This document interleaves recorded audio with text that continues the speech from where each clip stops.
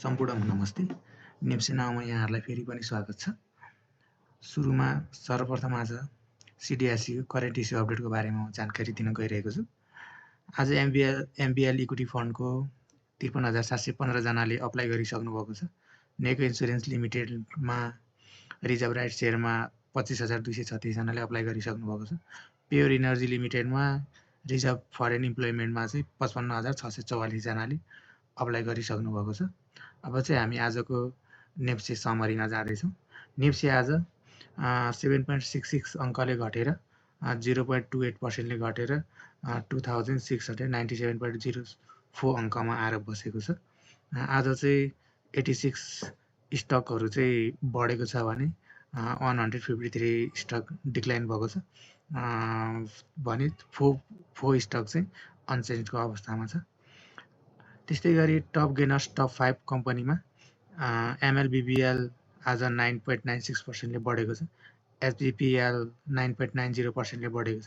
BDC 7.28%ले बढेको छ। पिपिसिएल 4.18%ले बढेको छ। डिएलबिएस 3.78%ले बढेको छ।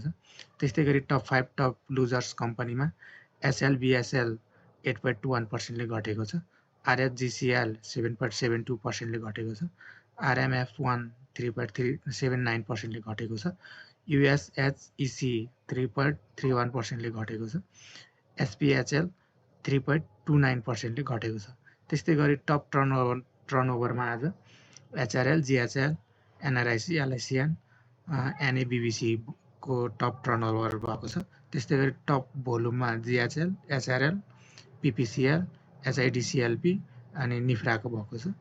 त्यस्तै गरी टप ट्रान्जेक्सनमा एचआरएल, जिएमएलआई, जिएचएल, एलआइसिएन र एनआरआइसीको भएको छ।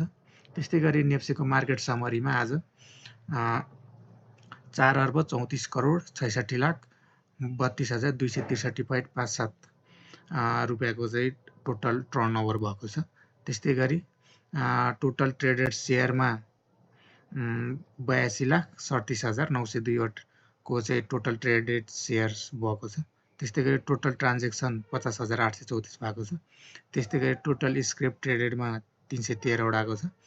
त्यस्तै गरी आज टोटल मार्केट क्यापिटलाइजेसनमा चाहिँ 44 खर्ब 78 अर्ब 31 करोड 27 लाख 48,216.1 रुपियाँ चाहिँ आज टोटल मार्केट क्यापिटलाइजेसन घटेर आइपुगेको छ। त्यस्तै गरी आज टोटल फ्लोट मार्केट क्यापिटलाइजेसन चाहिँ 14 खर्ब 94 अर्ब 70 करोड 76 लाख 72,968.98.3 रुपियाँमा चाहिँ आज टोटल फ्लोट मार्केट क्यापिटलाइजेसन चाहिँ घटेर आइपुगेको छ। त्यस्तै आज नेप्सेलाई चार्ट मार्फत हेर्दाखेरि बोलिङ्गर ब्यान्डको मिडल ब्यान्डभन्दा तलै छ। लोयर ब्यान्डको तिर जान खोजेको कि भन्ने देखाउन खोजेको छ। त्यस्तै गरी पिभोट टेबलले सपोर्ट 1 बाट पनि तल क्लोजिङ दिइसकेको छ बजार। त्यस्तै गरी मुभिङ एभरेजमा 50 र 100 को लाइनलाई चाहिँ बजारले टेस्ट गरेको छ र अलिकति फर्केको कि जस्तो देखिन सकिन्छ। अनि त्यस्तै गरी सारमा बेरिस ट्रेन्ड कन्टिन्यू नै छ। त्यस्तै गरी सुपर ट्रेन्डमा पनि बेरिस ट्रेन्ड कन्टिन्यू नै छ। त्यस्तै गरी इजिमोकाउ क्लाउडमा बेरिस क्रसओभर हिजै दिइसकेको छ र आजबाट यो कन्टिन्युटी नै दिइरहेको भन्ने देख्न सकिन्छ।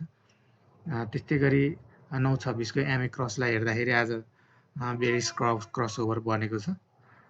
त्यस्तै गरी 926 के इएमए क्रसलाई हेर्दाखेरि आज इएमए क्रसले पनि बेरिस क्रसओभर चाहिँ दिएको देख्न सकिन्छ।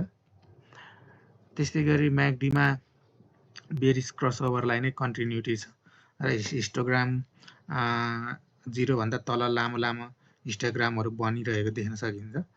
त्यस्तै गरी आरएसआई 41.77 छ, एमएफआई 43.21 छ। त्यस्तै गरी हिस्टोग्राम 5.89 र 2.79 ओभरसोल्ड जोनमा चाहिँ स्टकलाई हेर्न सकिन्छ भन्दै यति जानकारी राख्दै आज म नेप्सेको समरी जानकारी दिँदै नेप्से नाउबाट बिदा हुन चाहन्छु। हस्त धन्यवाद।